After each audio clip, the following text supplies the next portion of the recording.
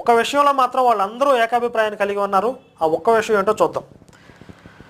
అదేంటంటే జీవుడికి ఒకటే జన్మ, ఆ తర్వాత నిత్య జీవమో నిత్య నరకమో వస్తుంది. మళ్ళీ ఈ మరణానంతర నిత్య జీవితంపై అందరి మధ్య స్పష్టత కరువైనప్పటికీ జీవుడికి మరు జన్మలు ఉంటాయని మాత్రం ఎవరూ చెప్పలేదు. ఈ ఒక్క విషయంలో మాత్రమే బైబిల్ ప్రవక్తలందరూ కూడా ఏకాభిప్రాయాన్ని కనబరిచారు. అదేమిటంటే మనిషికి పునర్జన్మలు లేవు. మనిషికి అంటే జీవుడికి ఎవరికైనా ఒకటే జన్మ, ఆ తర్వాత పునర్జన్మలు లేవు. అయితే చనిపోయిన తర్వాత నిత్య జీవమో నిత్య నరకమో వస్తుందని చెప్తున్నారు. పోనీ ఆ నిత్య జీవమో నిత్య నరకమో ఎలా వస్తుంది అనే విషయంలో మళ్ళీ రకరకాల భిన్నాభిప్రాయాలు ఉన్నాయి. అవన్నీ పక్కన పెడితే ఈ విషయంలో మాత్రం అందరూ రూఢిగా చెప్పారు, పునర్జన్మలు లేవు అన్నట్లుగా అందరూ సర్టిఫికెట్ చేశారు.